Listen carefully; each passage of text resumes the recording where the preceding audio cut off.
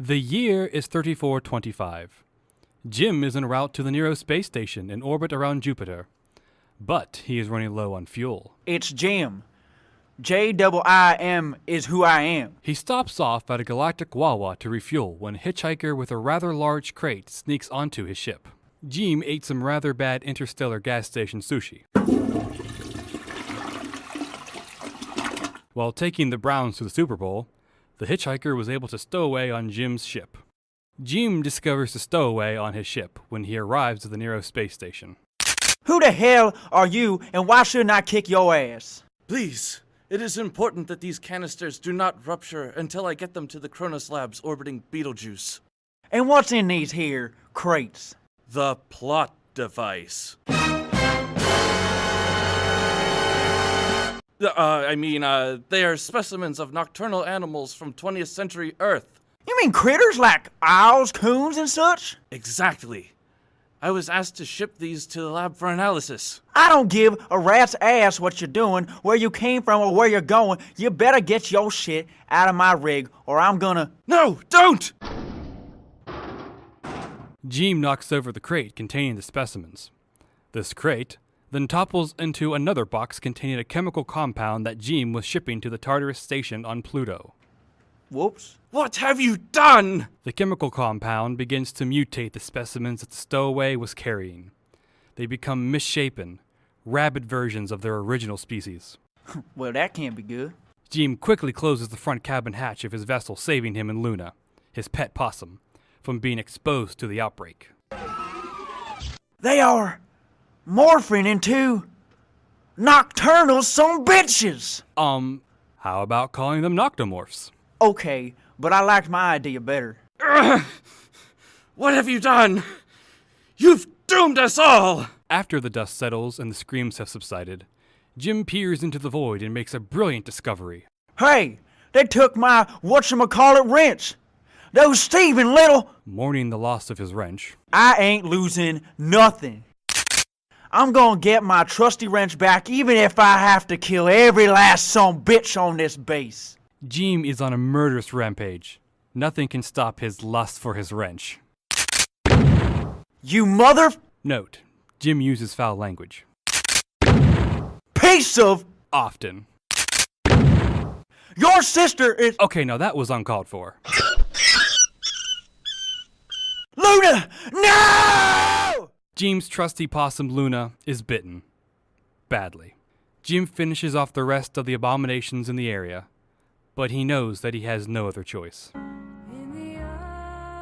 He does the deed the only way he knows how.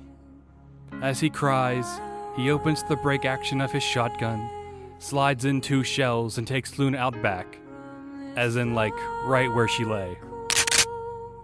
I can't do this, man. I'm gonna cry. Alright, he shoots her. You happy now? Hours have passed since the passing of Jiim's companion. He has been searching for the source of these infernal creatures. Eventually, after killing many, many more noctomorphs, he gets a glimpse of a noctomorph sloth. There's just something about it, you know? Like when you see something that's just there and you're like, damn, that must be important.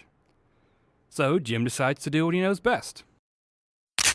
Fill that bitch with lead! The sloth realizes what's going on and attempts to run. Well, more of a slide, slink, or whatever. You get the idea. It's no use though.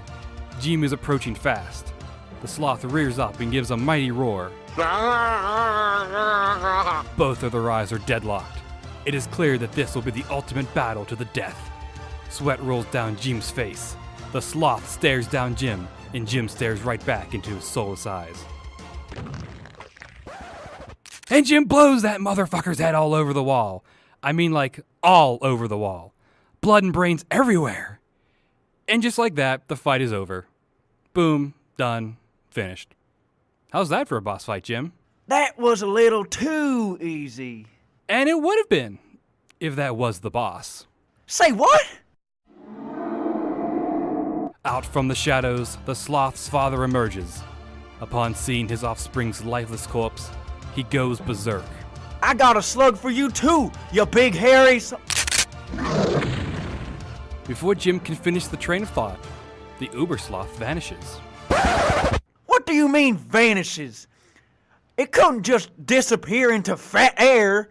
As suddenly as the Uber Sloth had disappeared, he rematerializes behind Jiim and flanks him.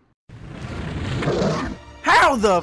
Jiim notices a ruptured tank of incredium in the distance, a substance known to distort time and space. It is clear that the Uber Sloth has been exposed to the incredium and has mastered the ability of jumping through time and space, somehow, and allows it to reappear as if it teleports. So, that's your ace in the hole, huh? Jiim whips out some chewing gum and baling wire in an attempt to create an elaborate trap for the Uber Sloth. He periodically ropes off several sections of the area, restricting the Uber Sloth's movement. Gotcha. Give me my wrench back, you son of a bitch!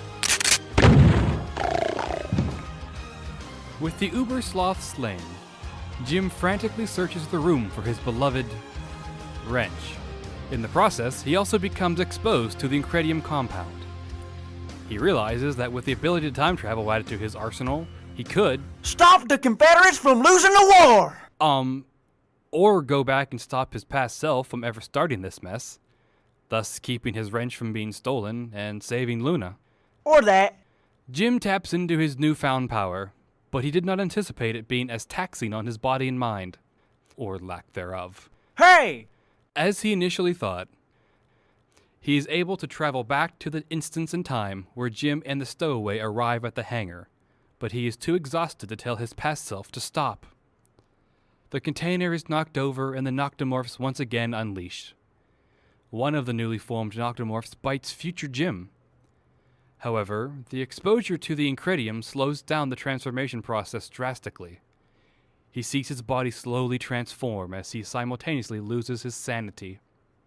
Jiim joins the Noctomorph onslaught and is considered a leader among their ranks. With his transformation complete, Jiim takes his rightful place as the leader of the Noctomorph swarm, the Uber Sloth. Finn.